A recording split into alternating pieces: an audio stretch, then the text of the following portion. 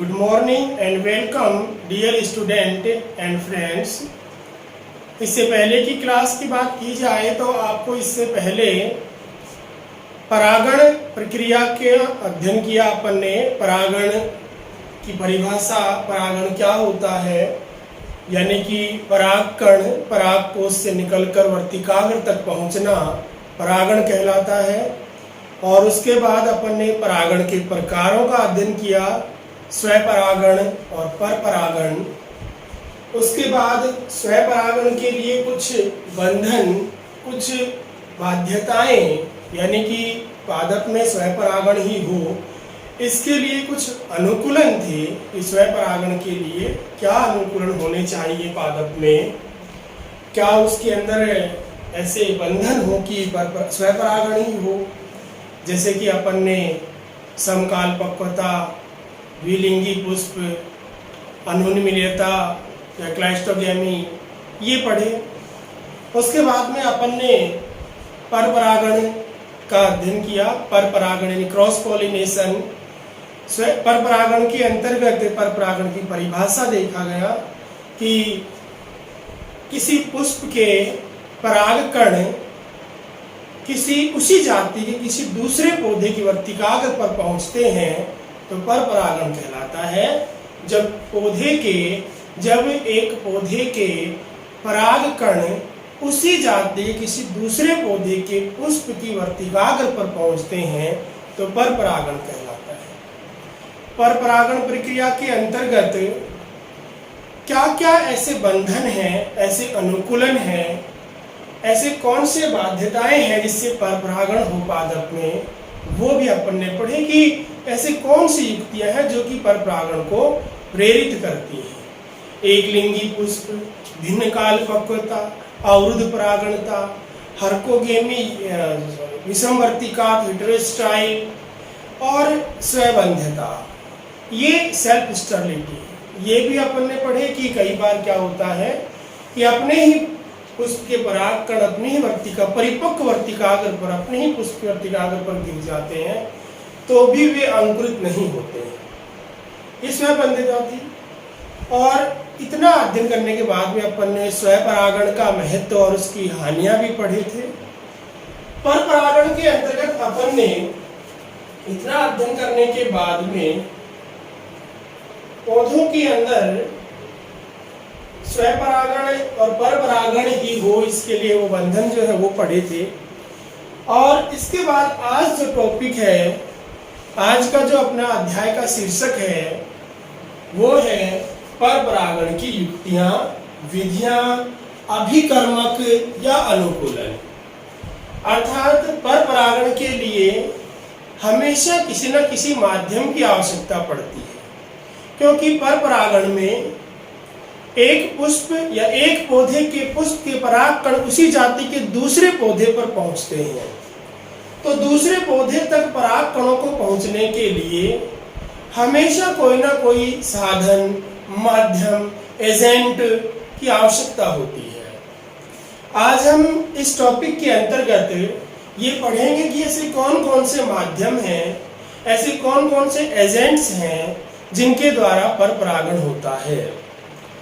परपरागण की विधियां या अभिकर्मक कहलाते हैं वो। तो इसी के साथ साथ परपरागण के लिए पुष्पों के अंदर कुछ विशेषताएं भी होती हैं। अर्थात कुछ पुष्पों में या पादपों के पुष्पों में कुछ अनुकूलन भी होते हैं। उन अनुकूलनों के कारण भी परपरागण प्रेरित होता है। तो आज का हमारा टॉपिक परपरागण की युक्तियां, विधियां या अनुकूलन या फिर अभिकर्मक, methods of cross pollination, controversies of cross pollination, adaptation of cross pollination और एजेंट्स ऑफ क्रॉस पॉलिनेशन, एक ही बात है। तो आइए हम आज का अपना टॉपिक शुरू करते हैं, परपरागण की युक्तियां या विधियां। बोर्ड के ऊपर आपके सामने 5 विधियां लिखी हुई हैं। पहली है वायु परागण, जिसके अंदर वायु द्वारा परागण होगा, एनेमोफिली। दूसरा है जल परागण, हाइड्रोफिली। तीसरा कीट परागण, जिसमें कीटों के द्वारा परागण होगा, एंटोमोफिली। उसके बाद में पक्षी परागण, जिसमें पक्षियों द्वारा, या ऑर्निथोफिली, पक्षियों के द्वारा परागण होगा। और अंत में आएगा चमगादड़ द्वारा परागण या चमगादड़ परागण, काइरोप्टेरोफिली। तो इस प्रकार से 5 प्रकार की परागण प्रक्रियाएं अपन यहाँ पर पढ़ेंगे। इस प्रकार के परागण में वायु परागण है, कीट परागण, कीटों द्वारा परागण है, चमगादड़ द्वारा परागण है, पक्षी द्वारा परागण है। इनके अंदर पुष्पों में ये परागण हो, इसके लिए कुछ विशेष अनुकूलन मिलते हैं पादपों में। कौन कौन से वो अनुकूलन है, आज हम उनका व्याख्यान करेंगे। कल मैंने इससे पहले वाली क्लास के अंदर आपसे पादपों के अंदर परागण से संबंधित कुछ अनुकूलनों के बारे में प्रश्न किए थे। आज उनका भी आपको इस टॉपिक में जवाब मिलेगा। पहला अपना टॉपिक लेके चलते हैं, वायु परागण, एनेमोफिली। वायु परागण देखिए, वायु द्वारा परागित पुष्प। अब यहाँ पर फूलों की विशेषताएं देखेंगे, पुष्पों की विशेषताएं देखेंगे, परागकणों की विशेषताएं देखेंगे और वर्तिकाग्र की क्या विशेषता होती है। तो वायु द्वारा परागित पुष्प कलरलेस, ऑर्डरलेस, गंधहीन। वायु द्वारा परागित पुष्प कलरलेस, रंगहीन, गंधहीन और मकरंदहीन होते हैं।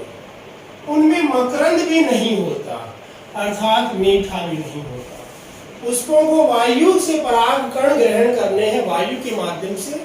तो वायु के लिए उन्हें ज्यादा आकर्षक, सुंदर, चमकीला, सुगंधित होने की आवश्यकता नहीं है। तो ये तो थी उनके पुष्पों की विशेषता, उसके पुष्पों की अनुकूलन। अब वायु परागित पुष्पों के परागकण कैसे होंगे? तो कैसे होंगे भाई? हल्के होंगे, छोटे होंगे और शुष्क होंगे तथा संख्या में बहुत अधिक बनेंगे, संख्या में अधिक निर्माण होंगे, संख्या में अधिक होंगे। तो वायु परागित पुष्प गंधहीन, रंगहीन, मकरंदहीन होंगे। उन पुष्पों के परागकण हल्के, छोटे, शुष्क, संख्या में अधिक होंगे। वायु परागण हमेशा कैसा होता है? दिशाहीन होता है। जिस तरफ वायु बह रही है उस तरफ जरूरी नहीं है कि जिस जाति के परागकण उड़ रहे हैं वहां पर उसी जाति का पादप मिल जाए। सभी दिशाओं के अंदर परागकण बिखर जाते हैं। यही कारण है कि वायु परागण दिशाहीन होने के कारण ही इनमें परागकणों की बहुत अधिक संख्या का निर्माण होता है। अब यहाँ पर दिशाहीन होने के कारण से बहुत अधिक परागकण खर्च भी करने पड़ते हैं। बहुत अधिक परागकण नष्ट हो जाते हैं, इधर उधर बिखर जाते हैं, कहीं से कहीं पहुंच जाते हैं, बाद में नष्ट हो जाते हैं। तो ये एक परागकण की हानि भी है कि इसके अंदर बहुत सारे परागकण नष्ट हो जाते हैं, अधिक मात्रा में परागकण नष्ट हो जाते हैं। फूल की विशेषता, वायु परागित पुष्प में पुष्प की विशेषता, परागकण की विशेषता। इसके बाद में इसकी वर्तिकाग्र और वर्तिकाग्र के अंदर भी, वर्तिका में भी, स्टिग्मा स्टाइल के अंदर भी, स्पेशली ज्यादातर वर्तिकाग्र में भी कुछ अनुकूलन मिलते हैं, कुछ विशेषताएं मिलती हैं जिससे कि उड़ते हुए परागकणों को आसानी से कैच कर लिया जाए, पकड़ लिया जाए या उनमें फंसा लिया जाए, वर्तिकाग्र के अंदर या चिपका लिया जाए। तो इसके लिए सबसे पहले अपन देखते हैं घास में। घास में वायु के द्वारा परागण होता है। घास में जो वर्तिकाग्र है वो पक्षमाभी प्रकार की होती है, अर्थात पंख के समान होती है। पक्षमाभी वर्तिका होती है, वर्तिकाग्र जो है पक्षमाभी होती है। घास के अंदर 4 इस प्रकार से निकले हुए भी होते हैं, ये बारीक पतली वर्तिकाएं होती हैं पुष्प के अंदर इस प्रकार से। तो इस प्रकार से घास के अंदर पक्षमाभी वर्तिका मिलती है, पंख के समान वर्तिकाग्र मिलती है, स्टिग्मा मिलती है, जिससे उड़ते हुए परागकण उसमें आसानी से उलझ जाते हैं। दूसरा, टाइफा में ब्रश के समान, टाइफा में ब्रश के समान, टाइफा में वर्तिकाग्र ब्रश के समान होता है, इससे भी उड़ते हुए परागकण उसमें उलझ जाते हैं। तीसरा इंपॉर्टेंट है काफी, मक्का में रेशमी वर्तिकाग्र, मक्का का जो मादा पुष्प होता है जिसे भुट्टा कहते हैं, वो भुट्टे से बाहर रेशमी वर्तिकाग्र निकली हुई होती है, रेशमी बाल निकले हुए होते हैं। उड़ते हुए परागकण भुट्टे से निकले हुए रेशमी बालों द्वारा पकड़ लिए जाते हैं।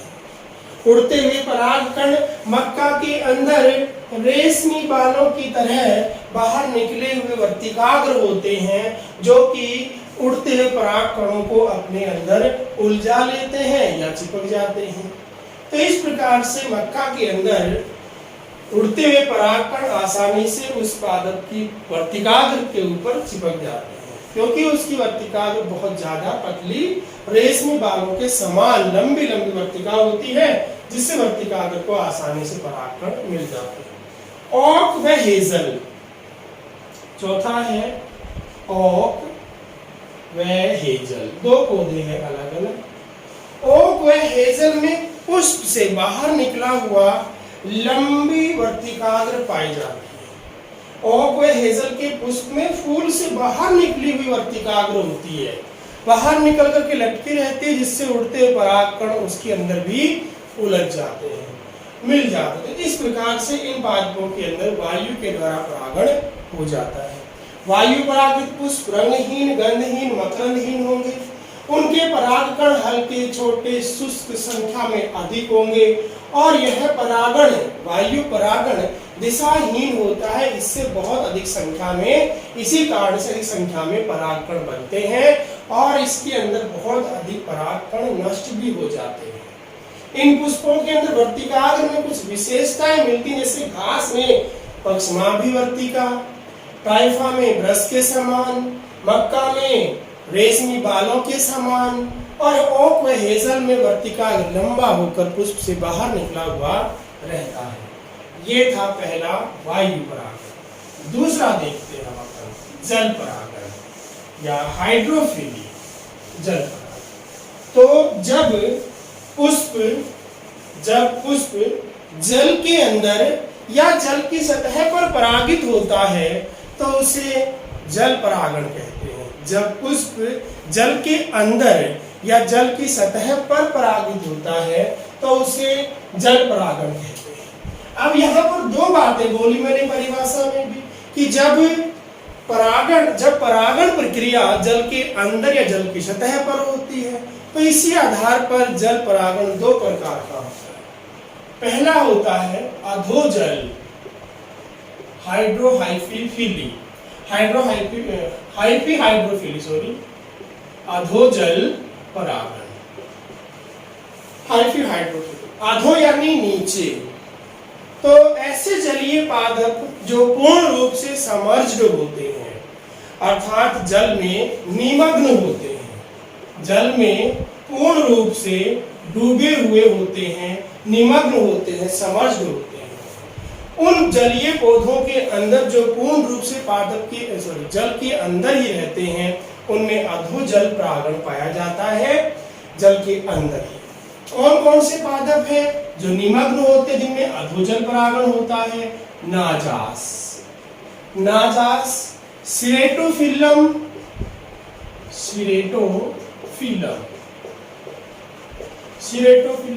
जोस्टेरा, ये ऐसे पादप हैं जो जल के अंदर ही उड़ते हैं, पानी के अंदर समर्ज्ड, डूबे रहते हैं, तो इनमें अधोजल परागण पाया जाता है।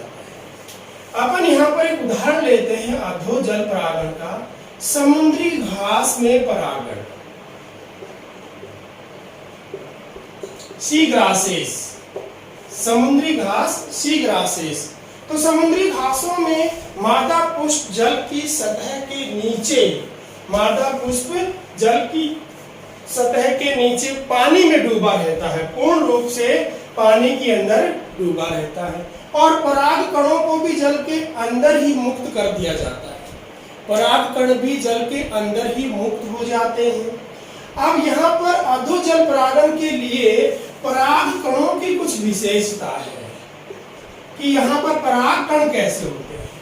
अधोजल परागण में परागकण लंबे फीते के समान होते हैं, लंबे फीते के समान, और जल में मुक्त रूप से तैरते रहते हैं। इत्तेफाक से, कोइंसिडेंसली, ये निष्क्रिय रूप से बहते रहते। लंबे फीते के समान परागकण निष्क्रिय रूप से पानी के अंदर बहते रहते हैं तथा जल के अंदर निष्क्रिय रूप से बहते रहते हैं, और इनमें से कुछ वर्तिकाग्र तक पहुंच जाते हैं, कुछ जो है वर्तिकाग्र तक पहुंच जाते हैं और परागण प्रक्रिया पूरी हो जाती है। तो जल परागण के अंदर लंबे फीते के समान परागकण होते हैं। ये लंबे फीते के समान परागकण जल के साथ साथ निष्क्रिय रूप से बहते रहते हैं, और इस प्रकार से कुछ परागकण वर्तिकाग्र तक पहुंच जाते हैं और परागण प्रक्रिया को संपन्न करते हैं। समुद्री घासों में इस प्रकार का परागण होता है। इसके बाद में दूसरा जो अधोजल, दूसरा कुछ पादप ऐसे होते हैं जो पानी के अंदर तो उगते हैं, परंतु उनमें परागण प्रक्रिया जल के अंदर नहीं होती, जल के अंदर नहीं होती, जबकि जल की सतह पर होती है।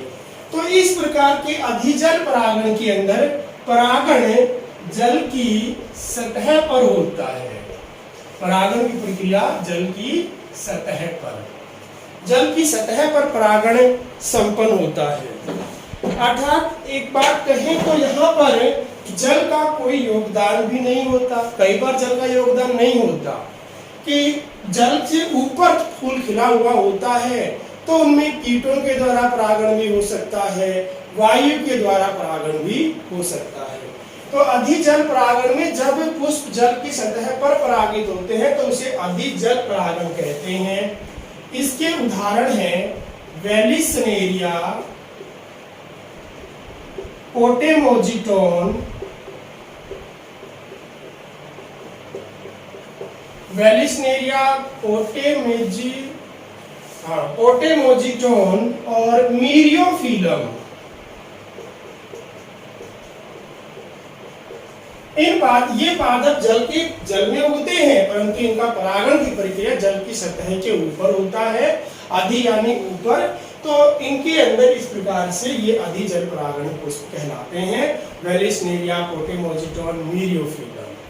तो ये जल के अंदर जरूर होते हैं, लेकिन इनमें इन तीनों के अंदर ही वायु के द्वारा परागण प्रक्रिया होती है। इसी प्रकार से निम्फिया एक प्लांट, इस निम्फिया प्लांट में ये एक जलीय पादप है, परंतु इसमें कीट परागण होता है। तो कई बार जल के अंदर उगने वाले पादपों में जल का योगदान नहीं होता परागण प्रक्रिया में। जल की सतह के ऊपर परागण प्रक्रिया वायु के द्वारा, कीटों के द्वारा, उनके द्वारा हो सकती है। अपन डिटेल में वेलिसनेरिया में जल परागण को भी पढ़ेंगे कि वेलिसनेरिया में जल परागण किस प्रकार से होता है। वेलिसनेरिया एक लिंगी पौधा होता है। इसका नर पादप अलग होता है, मादा पादप अलग होता है। नर पादप के अंदर स्थूल मंजरी या स्पैडिक्स पुष्प क्रम में नर पुष्प लगते हैं, जो अपरिपक्व अवस्था में टूट कर सतह पर आ जाते हैं, जल की सतह पर। पत्तियों के कक्ष में ये फूल निकलता है पहले पानी के अंदर ही, जबकि मादा पुष्प पत्तियों कक्ष में एक लंबे कुंडलित नुमा संरचना बनाते हुए जल की सतह के ऊपर आ जाता है। जब बहता हुआ नर पुष्प मादा पुष्प से टकराता है तो इसके पराग कोष फट जाते हैं, वर्तिकाग्र के समय परागकण मिट जाते हैं, परागण प्रक्रिया पूरी होती है। डिटेल में चित्र की सहायता से हम इसका अध्ययन करेंगे। तो ये था जलीय परागण, जल परागण, जिसमें दो प्रकार हैं, अधोजल और अधिजल। अधोजल परागण के अंदर यानी जल परागण के अंदर एक विशेषता है कि इनके जो परागकण होते हैं वो लंबे फीते के समान होते हैं, निश्चित रूप से बहते रहते हैं और इत्तेफाक से वो वर्तिकाग्र तक पहुंच जाते हैं तो परागण पूरा होता है। निमग्न या समर्थ पादप है नाजा, सेफिलम, जोस्टेरा। अधिजल परागण जल की सतह के ऊपर होता है, परागण जल की सतह के ऊपर, जल की सतह पर, जैसे वेलिसनेरिया में, पोटेमोजिटोन में, मीरियोफिलम में। इनके अंदर ये जलीय पादप है, परंतु इनमें परागण प्रक्रिया वायु के द्वारा होती है, जबकि निम्फिया जो है वो भी एक जलीय पादप है, इसमें कीट के द्वारा परागण होता है, जल की सतह पे होता है, इसलिए अधिजल परागण कहलाता है। इसके बाद है अगला कीट परागण, काफी इंपॉर्टेंट है। सबसे अधिक कीट ही परागण प्रक्रिया में भाग लेते हैं, सबसे अधिक कीट ही परागण प्रक्रिया में भाग लेते हैं। अतः पादपों के लिए कीट बहुत आवश्यक भी हैं, हानिकारक भी है। आवश्यक इसलिए है कि वो परागण प्रक्रिया से नए नए बीज, फल बनते हैं, पादप बनते हैं, इसलिए। तो अगला है अपना तीसरा पॉइंट, कीट परागण या एंटोमोफिली। इसमें देखिए आप, तो कीट परागित पुष्प की विशेषता क्या है, पुष्प कैसा होगा? तो यहां पर पुष्प चमकीला,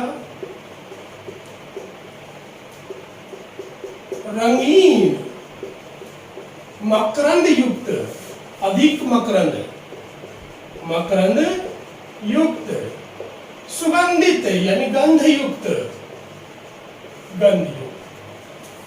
फूल जो है चमकीला, रंगीन, मकरंद युक्त, गंध युक्त होगा, जिसके कारण से कीट इनकी ओर आकर्षित होकर के, इनके रंगों के कारण से, सुगंध के कारण से कीट आकर्षित होगा, या मकरंद के कारण से मीठा खाने के लिए कीट इनकी ओर आकर्षित होते हैं। जब कोई कीट इन पुष्पों के ऊपर बैठता है तो उन कीटों के पंखों पर, उनके पैरों पर, उनके हाथों पर, उनके मुंह पर, उनके शरीर पर पराग कण लग जाते हैं, और ये कीट जब किसी दूसरे पुष्प पर जाकर बैठते हैं, उसी जाति का होगा, पराग कण गिर जाएंगे तो वर्तिका को पराग कण मिल जाएंगे, परागण प्रक्रिया पूरी हो जाएगी। लगभग 85%, 85% आवर्त बीजी पादप जिनके बीज फल भित्ति से ढके रहते हैं, आवर्त बीजी या जिम्नोस्पर्म कहलाते हैं। तो 85% एंजियोस्पर्म प्लांट के अंदर कीटों के द्वारा परागण पाया जाता है। 85% एंजियोस्पर्म प्लांट में या पादपों में परागण कीटों द्वारा होता है। कीटों में भी सबसे अधिक परागण अभिकर्ता या पोलिनेशन एजेंट, परागण अभिकर्ता कौन है? मधुमक्खी। मधुमक्खी कीट के द्वारा सबसे अधिक पादपों में परागण प्रक्रिया संपन्न की जाती है। इसके बाद में और भी कीट, तितली है, ततैया, पतंगा, वेस्प या ततैया, बीटल, भृंग, ये सब भी परागण प्रक्रिया में भाग लेते हैं। तो मधुमक्खी सबसे मुख्य प्रधान परागण अभिकर्ता या पोलिनेशन एजेंट है। इसके बाद में तितली है, फिर बर या वेस्प है, ततैया जिसको बोलते हैं, बीटल, भृंग, ये सब भी परागण प्रक्रिया में भाग लेते हैं। तो कीट परागित पुष्प चमकीले, रंगीन, मकरंद युक्त, गंध युक्त होंगे, आकर्षक होंगे, जिस वजह से कीट इनकी ओर आकर्षित होकर के मीठा खाने के लिए, मकरंद चूसने के लिए इन पर बैठते हैं। तो उन पुष्पों के पराग कोश फट करके पराग कण इनके पंखों पे, पैरों पे, मुंह पे, पूरे शरीर पर लग जाते हैं, और जब ये कीट किसी अन्य पादप पर बैठता है तो वहां पर ये पराग कण वर्तिकाग्र से छू जाते हैं, वर्तिकाग्र इन पर स्पर्श कर जाती है। इस प्रकार से वर्तिकाग्र को पराग कण मिल जाते हैं और परागण प्रक्रिया पूरी होती है। ये था अपना तीसरा पॉइंट, कीट परागण।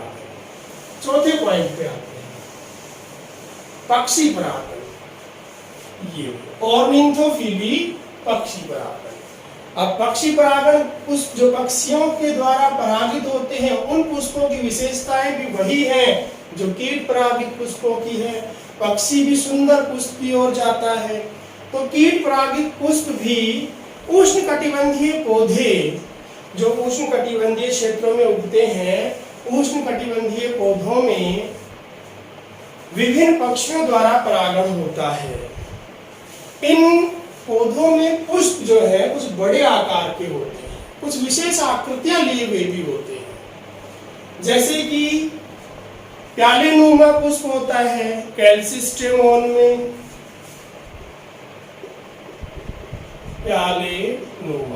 प्यालेनुमा पुष्प इसमें कैल्सिस्टेमोन।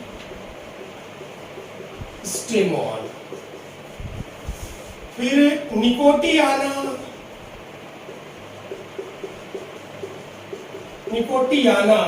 सॉरी पहले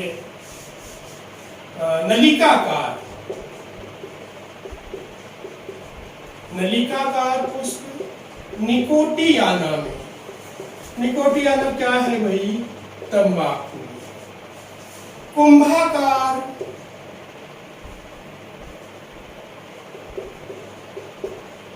कुंभाकार पुष्प एरीकेसी कुल के पादपों।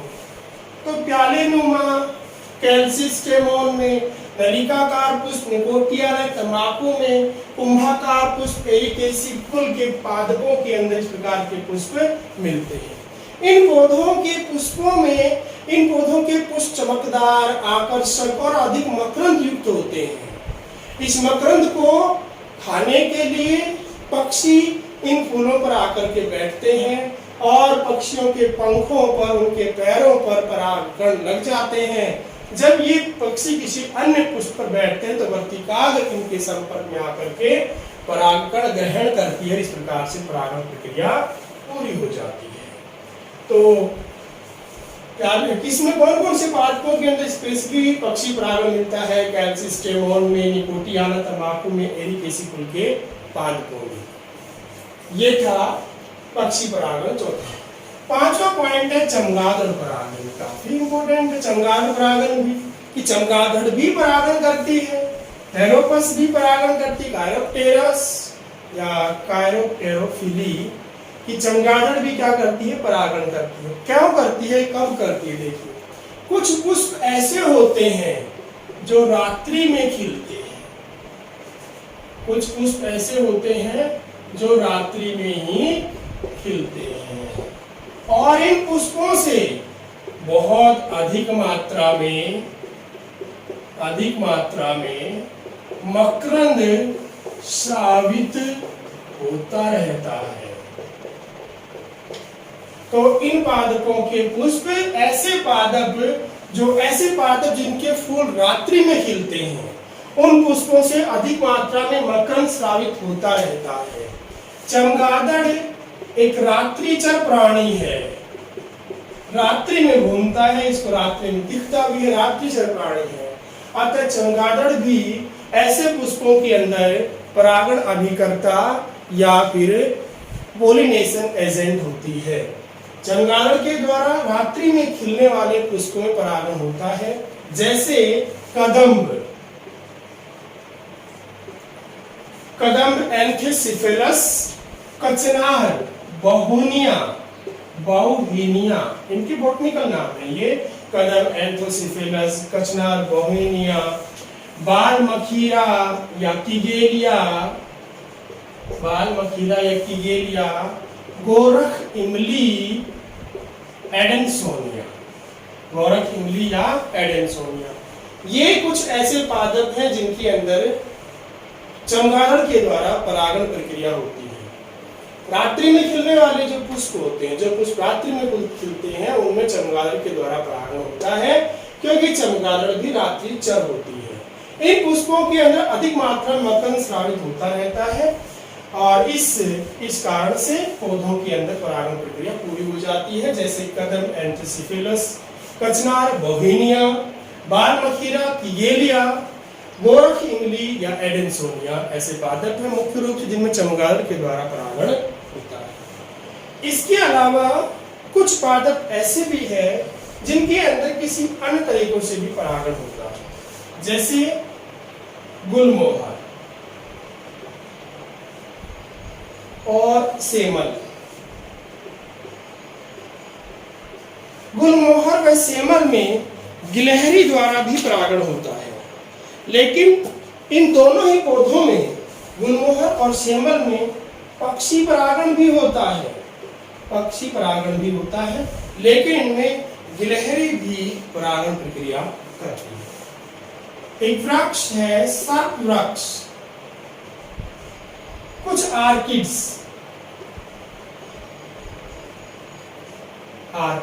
में उदाहरण है एक लेमना। इनके अंदर घोंगे के द्वारा, घोंगा जो प्राणी होता है मोलस्का समूह का, उनके द्वारा परागण होता है। सर्प वृक्ष आर्किड या लेमना के अंदर घोंगा के द्वारा, गुलमोहर सेमल में पक्षी के द्वारा। ऐसे ही कुछ वानर कुल के जो जंतु है, प्राणी है, लीमर है, लैम्यूर है, लीमर है, इनके द्वारा भी परागण होता है। परागण से संबंधित कुछ इस प्रकार के आपस में संबंध भी देखे गए हैं जो कि बहुत ही आवश्यक संबंध होते हैं। जैसे कि एमोर्फोफेलस एक प्लांट होता है, उसका पुष्प काफी बड़ा होता है, लगभग 6 फीट का पुष्प होता है। तो उस पुष्प के अंदर कोई पक्षी अपने अंडे देने के लिए या कीट अंडे देने के लिए उस पुष्प का इस्तेमाल करता है घर के रूप में, एक प्रकार का ये सहजीवन हो गया। ऐसे ही युक्का और प्रोनुबा मादा, प्रोनुबा एक कीट है, युक्का एक पुष्प है, इन दोनों के बीच में सहजीवन इतना ज्यादा घनिष्ठ होता है कि इन दोनों का जीवन चक्र एक दूसरे के बिना पूरा नहीं हो सकता। अगर भविष्य में किसी भी कारण से युक्का या प्रोनुबा की मादा में से कोई भी जीव नष्ट हो जाता है तो बिना युक्का के पुष्प के प्रोनुबा की संततियां उत्पन्न नहीं होंगी, अर्थात उसकी प्रजातियां, उसका अस्तित्व खत्म हो जाएगा। और ऐसे ही अगर प्रोनुबा खत्म हो जाती है तो युक्का का पौधा भी नष्ट हो जाता है। तो इनके अंदर आपस संबंध किस प्रकार से होता है? प्रोनुबा की मादा अपने अंडे देने के लिए युक्का के पुष्प का चुनाव करती है, और युक्का प्लांट का पुष्प जो है इस प्रकार से होता है कि उसमें प्रोनुबा की मादा ही प्रवेश कर सकती है, प्रोनुबा मादा। तो यहाँ पर प्रोनुबा मादा अपने पुष्पों को अंडाशय के पास में रख के आती है, अंडाशय के पास में। वहां से जब पुष्प के अंदर बीजांड या पुष्प की संरचना बननी शुरू हो जाती है, परागकण बनने शुरू हो जाते हैं, तभी होता है। तो जब वो प्रोनुबा की मादा या कीट उस पादप के अंदर प्रवेश करता है तो उसके पक्षी उस कीट के ऊपर परागकण लग जाते हैं, और वो परागकण बाहर निकलते समय, उस फूल से बाहर निकलते समय वर्तिकाग्र से छू जाते हैं, जिससे उसके अंदर परागण प्रक्रिया होती है। बदले में युक्का का पादप उस प्रोनुबा की मादा के अंडों को, जब लार्वा निकलने शुरू हो जाते हैं, बीज जब बनने हैं उसमें लार्वा, जब बीज बनते हैं उस समय लार्वा निकलते हैं। तो जब लार्वा निकलते हैं, अंडे से छोटे छोटे कीड़े निकलते हैं, तो उन कीड़ों को या लार्वा को युक्का प्लांट भोजन देने का कार्य करते हैं। युक्का का पुष्प उन्हें कुछ बीज जो है खाने के लिए उपलब्ध करवाता है। तो इन दोनों का एक घनिष्ठ सहसंबंध होता है जीवन यापन करने के लिए। तो इस प्रकार से पादपों के अंदर विभिन्न विधियों के द्वारा परागण प्रक्रिया होती है। वायु के द्वारा वायु परागण, जल के द्वारा जल परागण, कीटों के द्वारा कीट परागण, पक्षी के द्वारा पक्षी परागण, और चमगादड़ के द्वारा चमगादड़ परागण। ये था अपना आज का परागण का टॉपिक। इसके बाद में है कि पर परागण के क्या क्या महत्व है। वैसे तो हम पर परागण के महत्व से पहले हम पर परागण कुछ उदाहरण भी पढ़ेंगे जो हम इसके बाद वाले क्लास में पढ़ेंगे। तो पर परागण के क्या क्या महत्व हैं और क्या हानियां हैं पर परागण। देखिए पहले अपन महत्व पर चलते हैं, यानी पर परागण के लाभ क्या है, क्रॉस पॉलिनेशन के क्या लाभ हैं, क्या प्रॉफिट है, क्या एडवांटेजेस हैं। तो पहला एडवांटेजेस है कि इसके द्वारा आर्थिक रूप से महत्वपूर्ण पौधों में पाए जाने वाली स्वबंध्यता दूर की जा सकती है। आर्थिक रूप से महत्वपूर्ण पौधे, जिन पौधों से ज्यादा इकोनॉमी प्राप्त होती है या जिनके फल फूल या बीज ज्यादा महंगे होते हैं, अधिक मात्रा में जिनका उपयोग किया जाता है, ऐसे पौधों के अंदर अगर स्वबंध्यता पाई जाती है तो पर परागण के द्वारा स्वबंध्यता को दूर किया जा सकता है। उपज निम्नतम औसत से अच्छी होती है, क्योंकि हर बार नए लक्षण भी आते हैं लेकिन खराब भी आ सकते हैं, परंतु औसत रूप से अच्छी ही पैदावार उत्पन्न होती है। इसमें खराब लक्षण बाहर हो जाते हैं।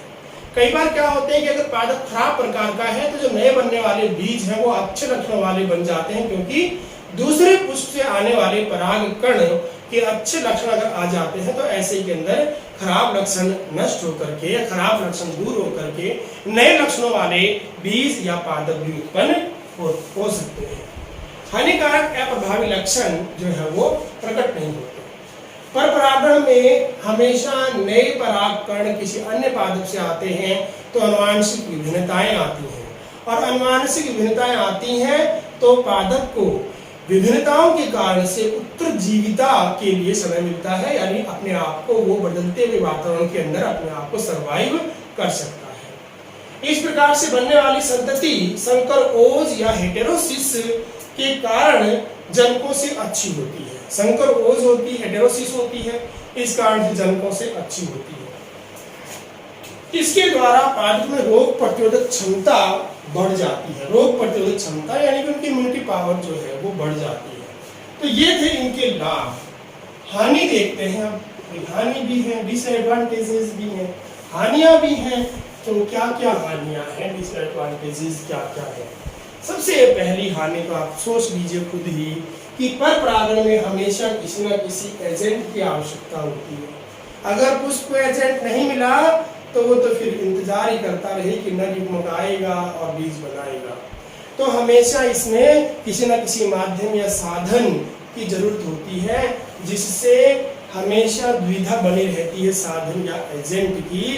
अगर कीट द्वारा हो रहा है तो कीट नहीं आया, पक्षी नहीं मिले, नहीं हुआ, तो इसमें हमेशा द्विधा बनी रहती है। इसमें परागकणों की बहुत बर्बादी भी होती है, क्योंकि वायु के अंदर उड़ते परागकण किसी भी दिशा में जाते हैं, अधिकतर परागकण नष्ट हो जाते हैं। कीटों को भी ये पता नहीं होता है कि हम सरसों के फूल से उठे हैं तो सरसों के पुष्प पे ही जाके बैठे। जरूरी नहीं है, वो कहीं भी जाके बैठ सकते हैं किसी भी पुष्प पर। तो बहुत अधिक मात्रा में परागकणों की बर्बादी भी होती है। यह आर्थिक दृष्टिकोण से पादपों के लिए उपयोगी नहीं है। सभी पादपों के लिए आर्थिक दृष्टिकोण से ज्यादा उपयोगी नहीं है। संतति में अवांछित लक्षण भी आ सकते हैं। उड़ते हुए या पक्षियों के द्वारा, वायु के द्वारा लाए गए परागकण कभी कभी अप्रभावी या खराब यानी कि अच्छा लक्षणों युक्त भी नहीं होते। खराब लक्षणों वाले यानी उपज कम देने वाले या छोटे आकार के फल देने वाले, खराब प्रकार के फल देने वाले, बीज देने वाले लक्षण भी आ जाते हैं। तो अवांछित लक्षण भी इनके अंदर कभी कभी आ सकते हैं। इसमें किसी जाति के अच्छे लक्षण धीरे धीरे हल्के हो जाते हैं। इसमें किसी जाति के अच्छे लक्षण धीरे धीरे हल्के भी हो जाते हैं। तो ये था पर परागण की हानियां। तो पहले लाभ और हानियां पढ़ी। सभी प्रकार के परागण किस किस प्रकार से परागण होता है वो पढ़ लिया। तो इस संबंधित नोट्स आपको भेज दिए जाएंगे। आप उन नोट्स को लिखिए, पढ़िए, वीडियो को देख करके समझिए और अपनी तैयारी करते रहिए। अगले क्लास के अंदर अपन फिर टॉपिक लेके परागण संबंधित टॉपिक लेकर ही अभी हाजिर होंगे, जो कि वेलिस्नेरिया यानी कि 2 उदाहरण हैं सिलेबस के अनुसार, 2 एग्जाम्पल हैं पर परागण के। एक तो वेलिस्नेरिया में जल परागण और दूसरा साल्विया में कीट परागण। साल्विया के अंदर बहुत ही अद्भुत प्रकार की प्रक्रिया पाई जाती है कीटों के लिए, परागण के लिए, कीटों के द्वारा। तो साल्विया के प्लांट जो पुष्प हैं वो पूर्वी होते हैं, उनमें किस प्रकार से परागण होता है ये हम अगली क्लास। वेलिस्नेरिया, साल्विया में पुष्प परागण, साल्विया में कीट परागण, वेलिस्नेरिया में जल परागण, और इसके बाद में पराग स्त्री केसर पारस्परिक क्रिया, पोलन स्टिल इंटरैक्शन जो प्रक्रिया है उसके बारे में अध्ययन करेंगे। और उसके बाद में अपना कृत्रिम संकरण भी पढ़ेंगे। पादपों में कृत्रिम संकरण प्रक्रिया किस प्रकार से करवाई जाती है, विपुंसन, बैगिंग, एंथेसिस, टैगिंग प्रक्रिया क्या होती है, इनका। तब तक के लिए आप इसको याद कीजिए, पढ़ते रहिए।